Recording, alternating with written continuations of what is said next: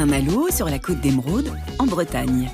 Sur la plage, à première vue, des jouets en plastique ordinaire. Mais détrompez-vous, ces objets ont été fabriqués à base d'algues. Remplacer le plastique par un biomatériau 100% algues, c'est désormais possible grâce à cet homme, Rémi Lucas, un ingénieur finistérien qui a travaillé pendant 15 ans dans le plastique. Cette idée m'est venue d'une jonction de mon expérience professionnelle et de l'expérience de ma famille qui a travaillé pendant des centaines d'années dans les algues. En fait, mes grands-mères récoltaient les algues, le goémon, pour le faire fertiliser la terre dans leur ferme.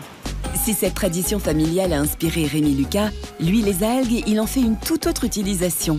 Après 10 années de recherche, il a trouvé comment créer un matériau 100% naturel capable de remplacer le plastique. Une découverte qu'il est le premier au monde à avoir industrialisée. Mon premier objectif était vraiment de réussir à remplacer le plastique, trouver la matière la plus respectueuse et la moins impactante sur le biotope. Et en fin de vie, d'arriver à une matière complètement compostable. Compostable avec une vitesse de décomposition fulgurante. Là est toute la force de l'innovation de Rémi Lucas. S'il faut plus de 500 ans pour que du plastique se désintègre, son biomatériau à lui peut se décomposer en seulement quelques heures. Ceci est un bouchon qui est composé uniquement d'algues, donc c'est un bouchon 100% à base d'algues. L'intérêt de ce matériau et de ce bouchon, c'est qu'ils vont se dissoudre complètement dans l'eau en très peu de temps. Et donc là, on voit que la matière commence à se dégrader, elle se ramollit, commence dès à présent à se décomposer. Il ne faudra pas plus de 4 heures pour que ce bouchon se désintègre. Mais rassurez-vous, les jouets de plage, eux, ne craignent pas de se décomposer dans l'eau. Selon les produits, Rémi en conditionne l'imperméabilité. Là, on a un bouchon qui va tenir un certain temps, mais on peut faire durer un peu plus longtemps sa tenue dans l'eau. Donc on travaille sur la perméabilité de la matière. Mais alors, ce nouveau substitut au plastique, comment est-il conçu ? Cette révolution écologique majeure, Rémi Lucas en garde précieusement le secret de fabrication, dans son usine gardée sous haute surveillance pour se protéger de tout espionnage industriel. Ici, des tonnes d'algues transitent tous les mois, mais pas n'importe lesquelles, exclusivement des algues brunes. On prend cette algue parce qu'elle est très très riche en différents constituants, dont les protéines, dont un peu de lipides, dont des sucres. Et tous ces constituants-là nous aident à fabriquer, à transformer cet état d'algues fraîches en matériaux rigides. Des matériaux rigides tels que barquettes alimentaires ou emballages cosmétiques, des produits déjà commercialisés par plusieurs industriels de la région. À l'origine de cette innovation, une molécule particulière présente dans les algues brunes. Tout l'intérêt de l'innovation d'Algopac, c'est d'avoir réussi à identifier un polymère 100% végétal, naturel, qui est dans l'algue et qui remplace complètement les polymères 100% pétrosourcés qui existent dans les matériaux plastiques conventionnels. Tous les plastiques sont des polymères. Il s'agit de macromolécules. Pour les plastiques conventionnels, ces polymères sont obtenus de façon artificielle. Le pétrole a besoin de subir des réactions chimiques afin de se transformer en plastique. Chaque molécule est liée à une autre à travers des procédés chimiques qui donneront au polymère toutes ses propriétés. Rémi Lucas, lui, n'a pas besoin de créer ces polymères puisqu'il en a trouvé des naturels dans ces algues brunes. Pour son biomatériau, Rémi travaille à partir de plusieurs espèces d'algues brunes. Mais ces algues, encore faut-il les trouver. La matière première, Rémi Lucas se la procure grâce à ses algoculteurs. Comme l'ostréiculteur avec ses huîtres, Magali et Jean-François cultivent les algues. Si Rémi a choisi de travailler avec eux, c'est pour ne pas piller les réserves naturelles. Après avoir été fertilisé en écloserie, l'endroit où on fait naître les bébés algues, la culture se poursuit en mer. Et au printemps, il est temps de récolter ces algues brunes. Ça, c'est une filière d'algues à maturité.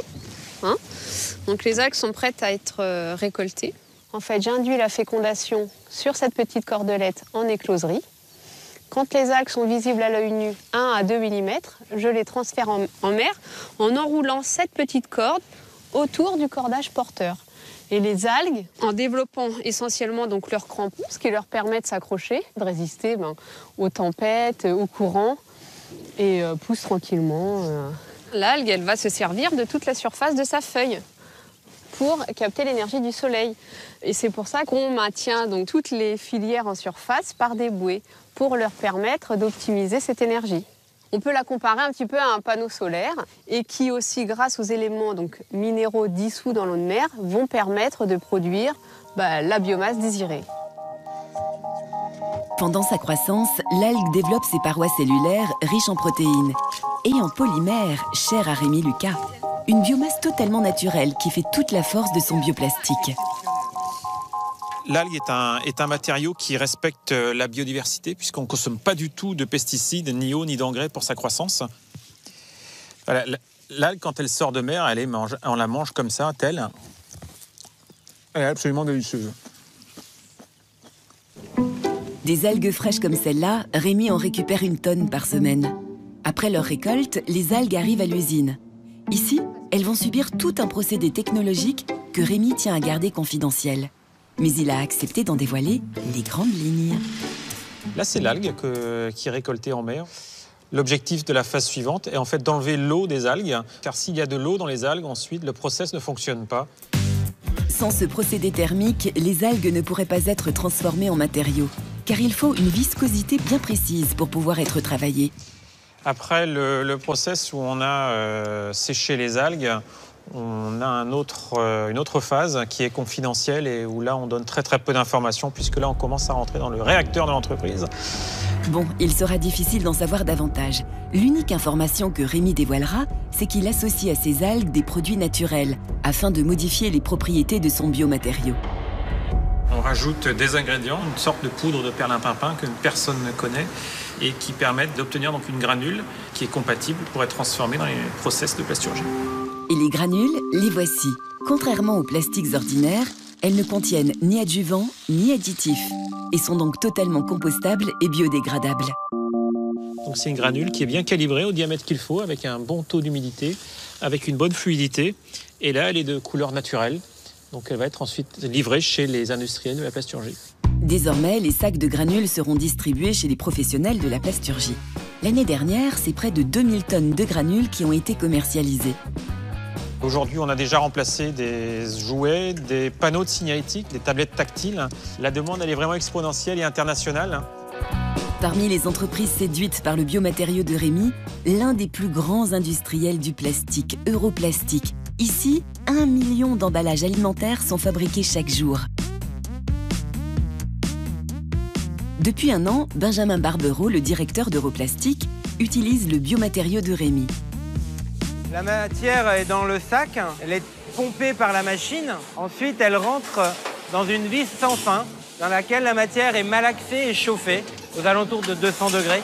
Le moule se ferme, on injecte la matière à l'intérieur.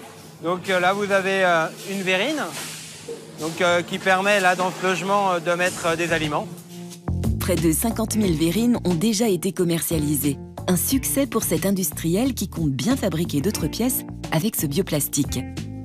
Cette matière a un comportement très proche du plastique et on peut lui faire subir à peu près toutes les phases de parachèvement que l'on fait actuellement sur un plastique normal. Avec un prix identique à celui du plastique, l'algue pourrait bien devenir la meilleure alternative au pétrole pour les industriels soucieux de réduire leur empreinte carbone.